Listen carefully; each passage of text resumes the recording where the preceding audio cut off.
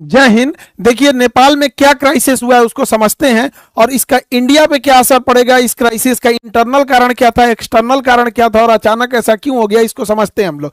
Gen Z protest उसे कहते हैं जो यंग जनरेशन है 1997 से 2012 के बीच में जो जन्म लिया। इन जेंजी प्रोटेस्ट की वजह से पूरा नेपाल जल उठा और एक सत्ता परिवर्तन हो गया। संसद भवन में आग लगा दिया गया। जितना नेता मंत्री हैं लोग, सब लोग का परिवार इसे लटक लटक बानर ऐसा भागा है, हेलीकॉप्टर से कोनो को दौड़ा के मारा है, कोनो को भिगा के मारा है, कोनो को जो घर फूंक दिया है, ये सब हो गया। इसका कारण समझते हैं कि क्या इंटरनल कारण था, उसके बाद समझेंगे क्या एक्सटर्नल कारण है, फिर चीन का क्या है और भारत का इस पर क्या असर पड़ेगा, इसको समझते हैं। सबसे बड़ा जो कारण था वो करप्शन था। नेपाल में करप्शन इतना ज्यादा बढ़ गया था जिसका कोई हद नहीं। करप्शन को रोकना मुश्किल था, हर डिपार्टमेंट करप्ट हो चुका था। चाइना के सहयोग से जो एयरपोर्ट बन रहा था उसमें 1400 करोड़ का घोटाला हो गया। ललिता निवास में घोटाला हुआ, गिरी बंधु में हो गया 54,000 करोड़ का घोटाला हुआ और ओरिएंटल में हो गया 13,000 करोड़ का घोटाला। कोऑपरेटिव सोसाइटी में इसके लगभग 70,000 करोड़ का घोटाला हुआ। इसका मेडिकल हेल्थ इंफ्रास्ट्रक्चर एकदम पीछे है नेपाल का। एमआरआई और ये जो बड़े बड़े जो ये मशीनें हैं उसकी उपलब्धता एकदम नेपाल में कम है। आर्म्स डील में बरेटा कंपनी से जो आर्म्स जिसका दाम था उससे 4 गुना रेट में दलाली में खरीद के लाया सब। पतंजलि को जो जमीन विवाद हो गया पतंजलि से कर लिया सब। यहाँ पर चाय का गोदाम कमर्शियलाइजेशन के लिए बेच दिया। इतना भयानक करप्शन हुआ और जिस कारण महंगाई बढ़ गई। छोटी सी छोटी चीजों के लिए महंगाई इतनी बढ़ गई थी कि बच्चे जो स्टूडेंट थे जो नॉर्मल ग्रेजुएशन करते थे, बीए बीए सीए लोग, इन लोग को अपनी फीस भरने के लिए पार्ट टाइम जॉब करना पड़ गया। इतनी महंगाई बढ़ गई थी और लोग जॉबलेस हो गए थे। और खाली मतलब एक पुरुष का खाली बेरोजगार इंसान बड़ा खराब जिंदगी होती है। आसमान थूकता है, जमीन गाली देती है, उसको लगता है अपना जीवन बोझ हो गया है। खाली जेब जो होता है ना, ये बड़ा दर्दनाक होता है, बड़ी भारी होता है खाली जेब।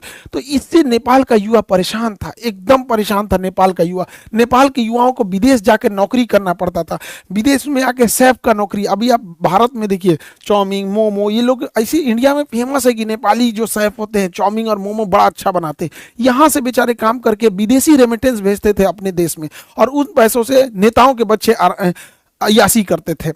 नेपाल की जो यंग जनरेशन थी, सोचिए कितनी मुसीबत में होगी कि युद्ध के दौरान वो लोग यूक्रेन से लड़ने के लिए रसिया में भर्ती हो गए और रूस ने उन्हें 20-25 दिन की ट्रेनिंग दिया, हथियार थमा के भेज दिया यूक्रेन से लड़ने के लिए और वहां वो लोग शहीद हो गए थे। उनका घर परिवार उजड़ गया। इतना भयानक वहां बेरोजगारी का आलम था। अब इनमें होता क्या है, वहां पे जैसे 2008 में राजतंत्र, राजा को हटा के लोकतंत्र जब बना था तो यहाँ कुछ ही पार्टियों का दबदबा था। नेपाली कम्युनिस्ट पार्टी हो गया, नेपाली कांग्रेस हो गया, यहाँ पे जनता संवादी पार्टी हो गया, इंडिपेंडेंट हो गया, सब ये कई ठो थे सब यहाँ पे। लेकिन ये 3 लोगों देखिए ये आदला बदली करते रहते थे सब।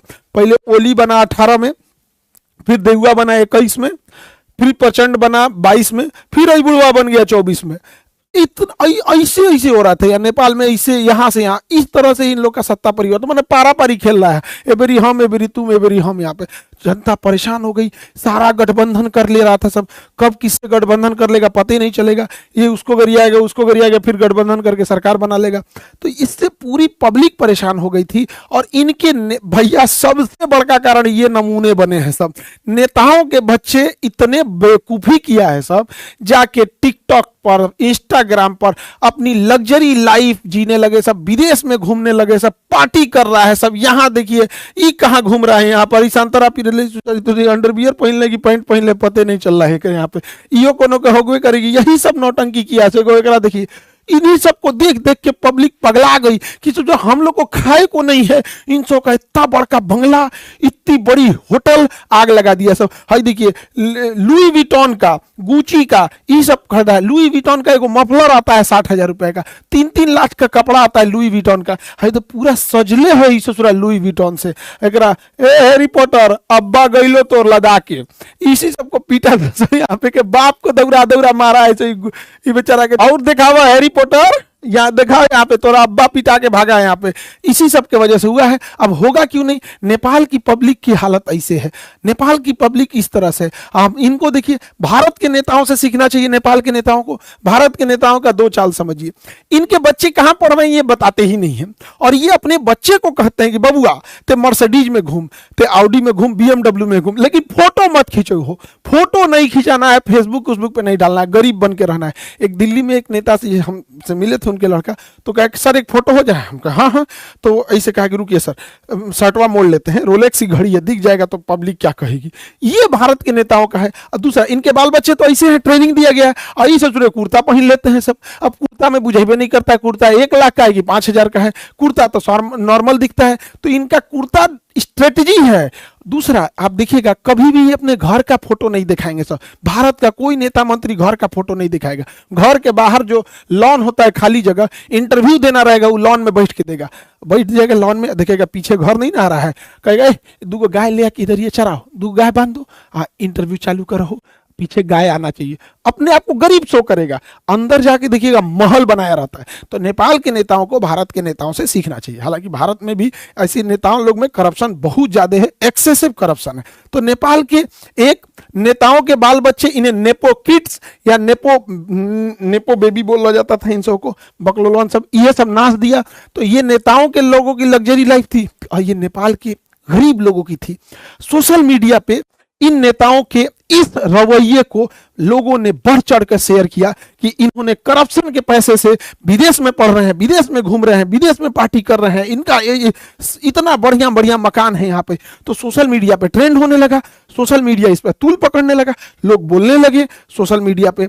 अब नेपाली सरकार ने सोशल मीडिया वालों से कहा कि आप इस पे ग्रीवांस ऑफिसर नियुक्त करो। उन्होंने नहीं नियुक्त किया तो 1 हफ्ता का वार्निंग दिया, और नहीं पूरा किए तो इस सब ने बैन कर दिया। जब बैन किया सोशल मीडिया को, तो जब सोशल मीडिया बैन हो गई, टिकटॉक को छोड़ के सबको बैन कर दिया, क्योंकि टिकटॉक ने अपना ग्रीवांस अधिकारी नियुक्त कर दिया था। लेकिन इन लोगों को लगा कि टिकटॉक चाइना का है, उसको बैन नहीं किया, टिकटॉक पे बैन नहीं किया, बस उसी पे लोगों ने डेट डिसाइड किया कि इस दिन चलना है नेपाल पे, धावा बोलना है, और पूरा भीड़ लगा दिया। इन लोगों का कहना था करप्शन को बैन करो, सोशल मीडिया को नहीं। Ban corruption, not social media. क्योंकि सोशल मीडिया को बैन क्यों करेंगे? क्योंकि ये यंग जनरेशन है, स्टूडेंट है, स्टूडेंट्स बेचारे प्रोटेस्ट करने आए थे, एक बड़ी संख्या में स्टूडेंट प्रोटेस्ट करने आए थे। उनका कहना है कि भैया सोशल मीडिया केवल रील देखने के लिए थोड़ी है, इस सोशल मीडिया पे वीडियो कॉन्फ्रेंसिंग होती है, बहुत सारी मीटिंग हो जाती है, बहुत सारे बिजनेस सोशल मीडिया पे चलते हैं, मार्केटिंग होती है, इस पे एडवर्टाइजमेंट चलते रहते हैं।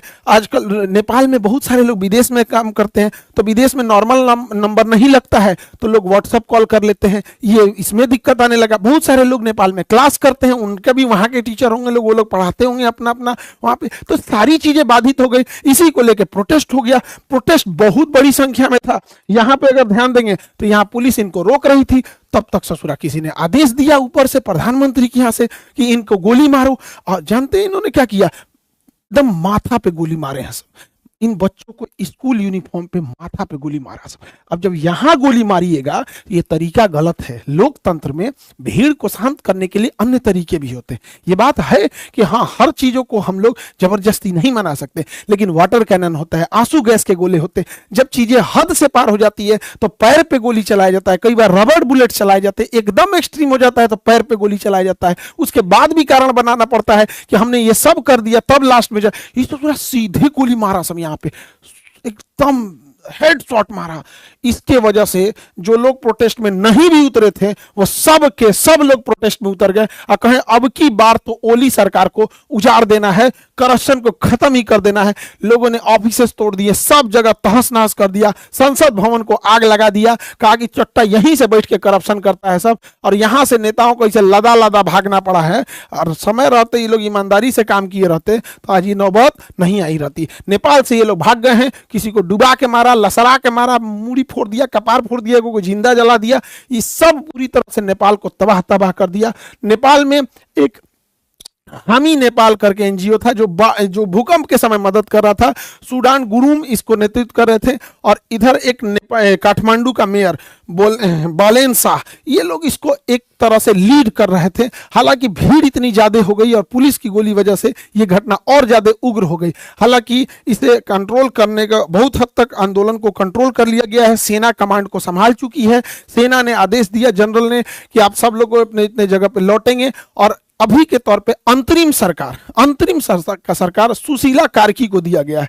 जिस तरह बांग्लादेश में दिया गया वहां पर यूनुस खान को, उसी तरह दिया गया यहाँ सुशीला कार्की को। ये भारत के बीएचयू यूनिवर्सिटी से पढ़ी थी, वहां पर चीफ जस्टिस रही, पहली महिला मुख्य न्यायाधीश रही। अभी इनके हाथों में अंतरिम सरकार है, बाद में ये लोग इलेक्शन करेंगे। अब ये खुद ही कंफ्यूजन में है कि राजशाही नहीं था कि इलेक्शन कराया जाए, एकदम परेशान है लोग। नेपाल की स्थिति एकदम गड़बड़ है।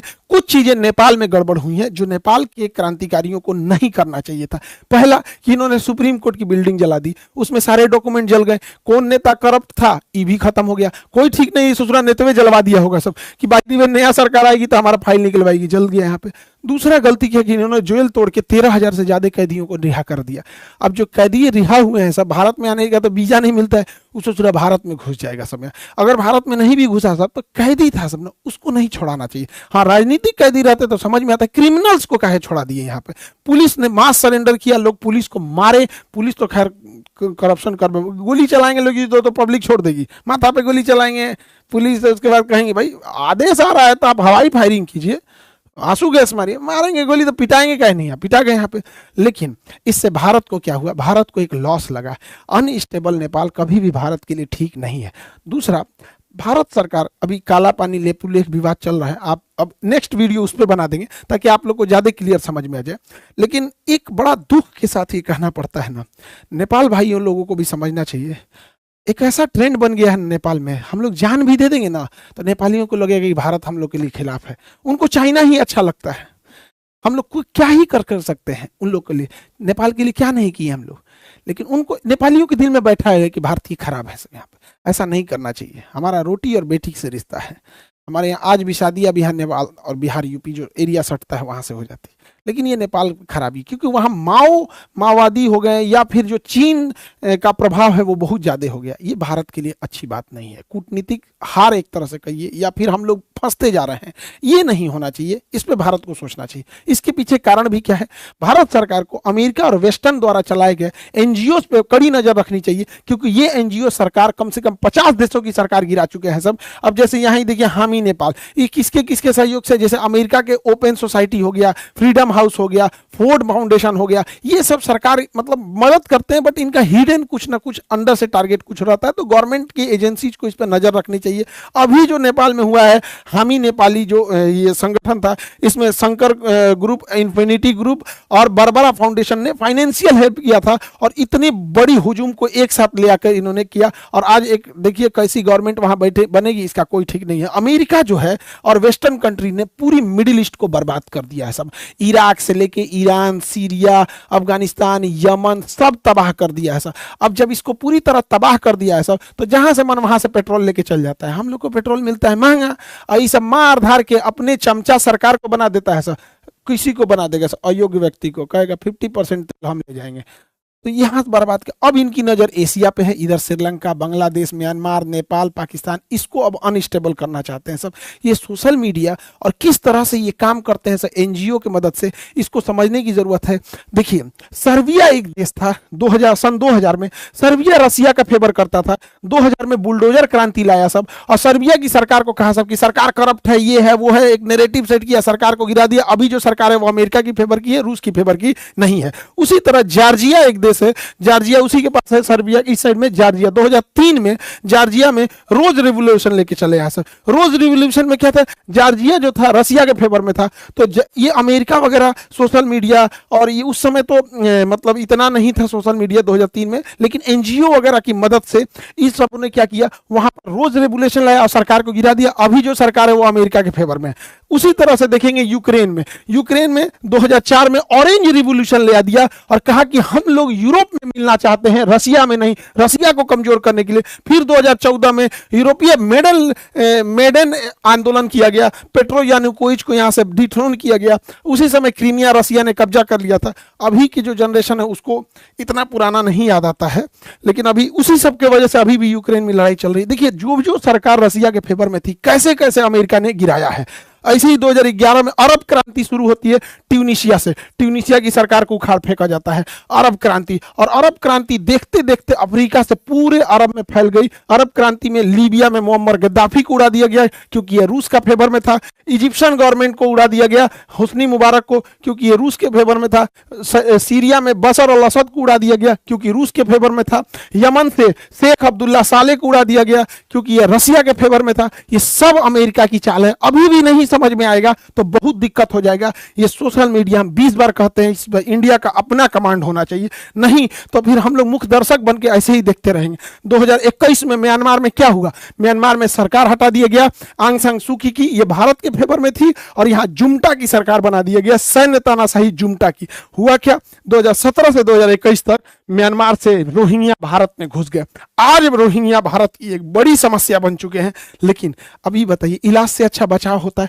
यहाँ स्टेबल रहता तो भेज सकते थे, अभी कहाँ भेजेंगे? इन सबको भारत की एक बड़ी समस्या बन चुकी है रोहिंग्या यहाँ पे। वैसे ही 2022 में आप देखिए श्रीलंका में हमारी जो फेवर की सरकार थी, अभी चाइना की फेवर की सरकार आ गई है, हटा दिया गया। उसी तरह आप देखे होंगे यहाँ पे मालदीव में यही हो गया। आप पाकिस्तान में देखिए 2022 में इमरान खान, चचवा मेरा, इसको इमरान खान को डिथ्रोन कर दिया। सब क्या आरोप लगाया? सब कि इन्होंने जो गिफ्ट मिला था उसे तोहफा में रखना चाहिए था तो पर्सनल यूज कर लिया। दूसरा, इन्होंने जो दूसरी शादी की थी तो तलाक के बीच में इद्दत का जो टाइम दिया जाता है लगभग 3 महीना, वो पूरा नहीं किया तो शादी टाइम से पहले कर दिया। उसकी वजह से जेल में डाल दिया और जेल में बेचारे का रेप कर दिया गया। एगो मेजर इसका रेप कर दिया, बेचारा का बर्बाद हो गया इमरान खान। हालांकि इमरान खान जो था आतंकवाद को पसंद नहीं करता था, लेकिन है जो आसिम मुनीरवा बैठल है ना चोट्टा, ये बहुत खतरनाक है। पहलगाम अटैक वही कराया था। मेरे कहने का मतलब है कि देश सर्वोपरि रहना चाहिए। समझिए दूसरों की गलतियों से, वो देखिए जो नहीं देख पा रहे हैं। ये सोशल मीडिया से केवल वो नहीं है, किस तरह से बर्बाद कर रही है चीजों को, उसको समझने की जरूरत है। 2024 में बांग्लादेश में एक टेलीग्राम, मामूली टेलीग्राम कैसे इतना बड़ा विद्रोह खड़ा करके होता है और शेख हसीना को वहां से हटा देता है। वहां पे सरकार आ जाती है, वहां के माइनॉरिटी कम्युनिटीज को, ज्यादातर माइनॉरिटी में वहां हिंदू ही हैं, उनको जला के हथौड़ी से ना पूरा आंख फोड़ फोड़ के मार दिया। सब हम लोग देखते रह गए। क्या कर लिए? कैंडल जला लेंगे लोग। हम लोग को सचेत होने की जरूरत है क्योंकि ये सब स्लीपर सेल का काम करते हैं सब। यहाँ पे इतनी ज्यादा डिपेंडेंसी भारत की हो गई है इनके ऊपर जिसका कोई हद नहीं। गूगल का केवल एक चीज नहीं है, गूगल का यूट्यूब है जिसपे आप हमको देख रहे हैं, ये गूगल का, इसी का प्ले स्टोर है जिसपे से आप जोमेटो, आप यूपीआई हेन डाउनलोड करते। इससे नहीं डाउनलोड करेंगे तो क्रोम से करेंगे, तो दोनों तो भैया एक है। यहाँ पे मेल किससे करिएगा? आप कोई भी नया एप्लीकेशन रह गया मेल करना पड़े, ये भी इसी का है। अब सब छोड़िए ना, मोबाइलवा तो एंड्रॉइड है, मोबाइल सैमसंग का लीजिए, वीवो का लीजिए, किसी को लीजिए, लेकिन उसके अंदर जो सॉफ्टवेयर है वो एंड्रॉइड है। एंड्रॉइड किसका है? इसी गूगल का है।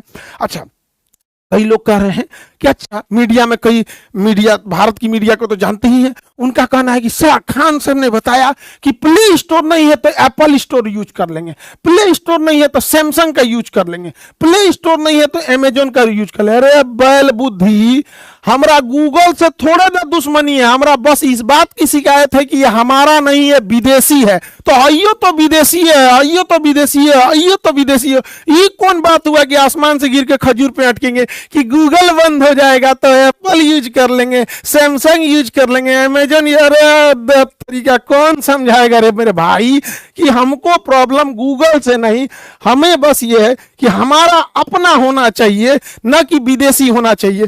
जब बैल बुद्धि मीडिया को क्या समझाएं हम। यहाँ पे जीमेल के जगह हमें अपना मेल यूज करना चाहिए, भारत मेल, भारत मेल। तो मीडिया के कुछ बंधु ये कह रहे हैं कि जीमेल की जगह भारत मेल लोग अपनाएंगे।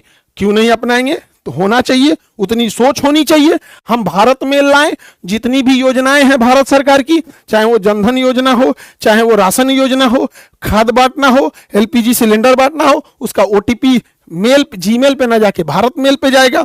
वोटर कार्ड का वेरिफिकेशन भारत मेल पे जाएगा। आधार कार्ड का वेरिफिकेशन गूगल जीमेल पे ना जाके भारत मेल पे जाएगा। इनकम टैक्स, जीएसटी, टीडीएस, ये सबका कहां जाएगा? भारत मेल पे जाएगा। मजबूरी बनेगी लोगों को जीमेल के साथ साथ भारत मेल भी रखना। एफआईआर, कोर्ट, जितने बच्चे एग्जाम दे रहे हैं, एग्जाम का फॉर्म भारत मेल पे लिखा जाएगा, उनका एडमिट कार्ड भारत मेल पे होगा। तो इससे होगा क्या? लोग आने वाले 4-5 सालों में गूगल मेल, जीमेल के साथ साथ भारत मेल भी रखेंगे।